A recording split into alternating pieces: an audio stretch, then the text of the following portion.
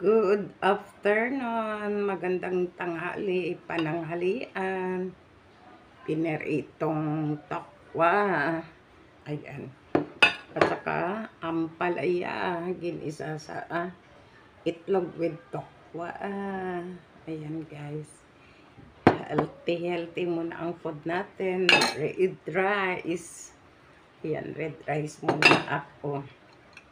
Sausawan ang tokwa ay nor seasoning at saka sesame oil at saka konting soap. Yan lang po guys. Kaya sesame oil para maiba. Ayun po guys with tokwa. Tara guys, kain po tayo. Malinis pang kamay ko. Gusto ko po magkakamay ngayon. Hallelujah.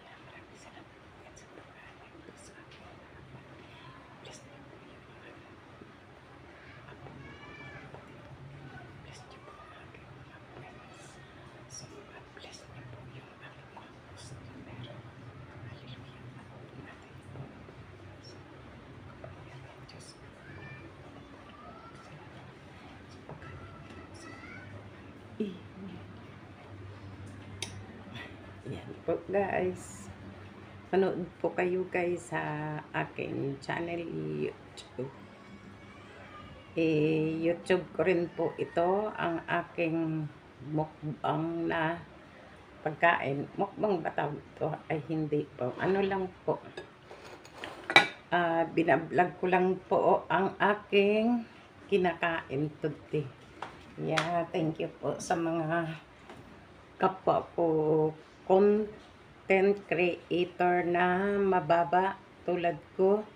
Kasi po pag mga famous na po na content creator, hindi na po kami pinapansin. Kahit nagko-comment kami, hindi po sila nagre-reply. Famous na kasi sila. Or mayroon naman sila assistant.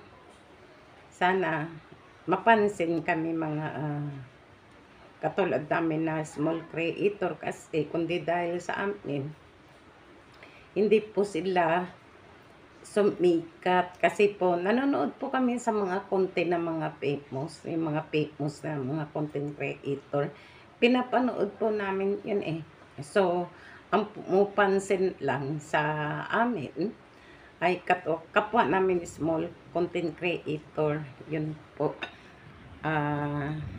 Ayan, pagpasensyahan nyo na po ang voice ko na hindi po mahusay.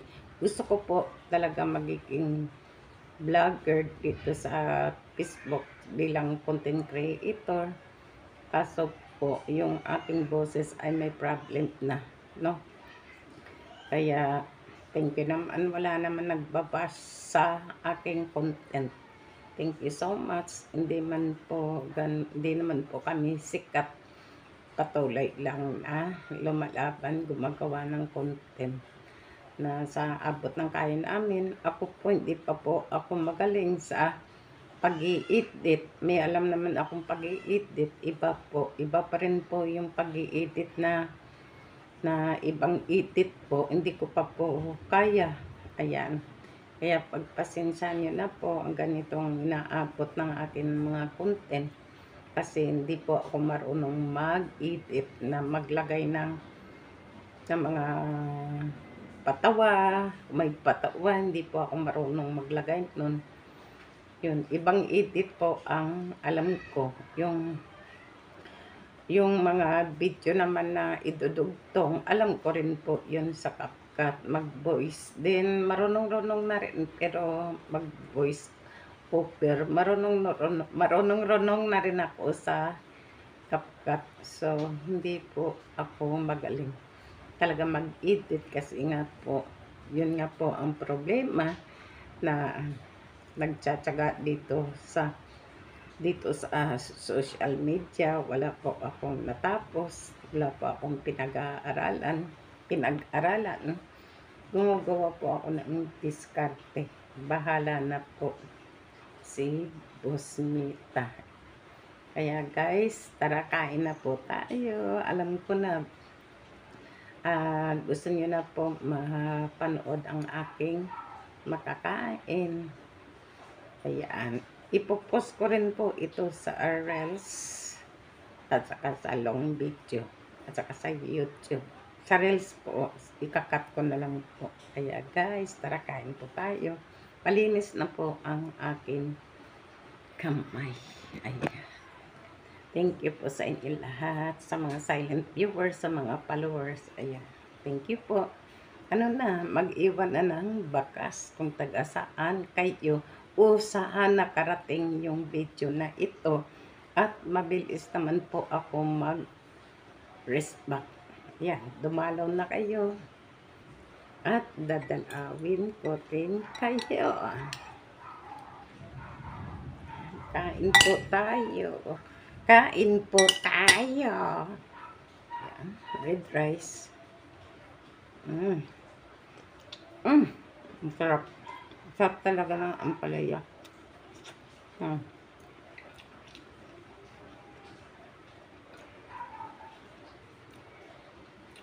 Nasanay na ako sa ampalaya, mapait man or hindi. Kumakain po ako. Pero ito po ang niluto ko. Walang pait. Sarap, sarap.